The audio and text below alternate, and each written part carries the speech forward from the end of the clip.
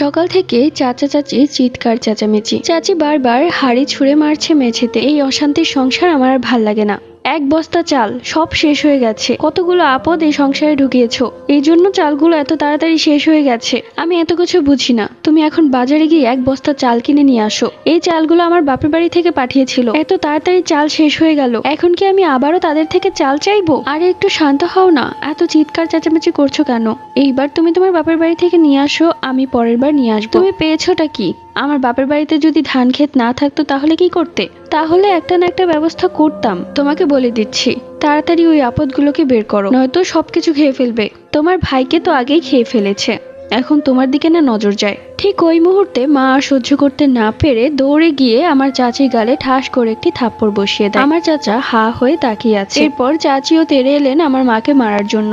আমি দৌড়ে গেলাম, চাচিকে থামানোর চেষ্টা করলাম, কিন্তু থামছে না। চাচি পারছে না এখনই আমার মাকে মেরে ফেলতে। আমি তখন মাকে বুঝিয়ে ঘরে নিয়ে আসি। এইরকমটা প্রত্যেক দিনই ঝামেলা হতো। আমাদের খাবারের খরচও হচ্ছিল না। বাবার শেষ জমানো টাকাগুলোই মা নিয়ে এসেছিল, সেগুলোকে ছিঁড়ে ছিঁড়ে খাচ্ছি। কিন্তু এভাবে খেলে তো সবকিছুই শেষ হয়ে যাবে। আমার মা তখন ঠিক করলেন সে কাজ করবে। এরই মধ্যে আমার পড়ালেখাও বন্ধ হয়ে গেছে, মনে হয় না আর পড়ালেখা করতে পারবো। তো যাই হোক, দাদি অনেক বলে কয়ে চেয়ারম্যানের বাড়িতে মাকে কাজে লাগিয়ে দেয়। মা সেই বাড়ির কাজের লোক হিসেবে কাজ করতো। মাসে সামান্য কয়টা টাকা দিত, তাতেই আমাদের সংসার চলে যেত।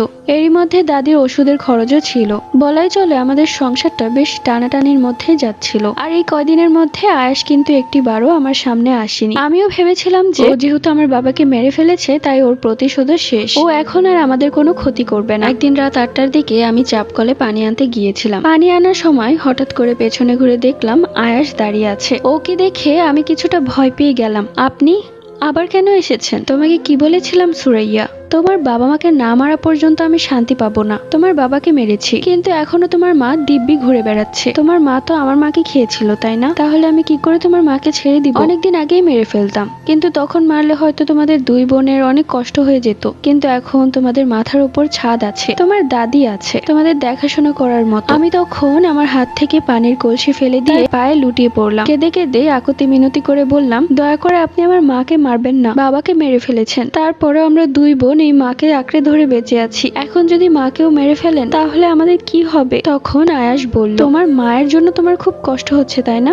আর তোমার মা বাবা মিলে যখন আমার মাকে মেরে ফেলেছিল তখন আমার কেমন লেগেছে? আমি তখন কাঁদতে কাঁদতে বললাম, আপনার পায়ে পড়ছি, আমার মাকে মাফ করে দিন। আমার মা বাবা জানতো না যে মাছ রূপে আপনার মা আছে, তাহলে তারা কখনোই এই কাজ করতো না। তখন সেই জিনটা বলল, ঠিক আছে, তোমার মাকে মারবো না, তাহলে আমি তোমার ছোট বোনকেই মেরে ফেলি। আমি অবাক দৃষ্টিতে তার দিকে তাকিয়ে রইলাম।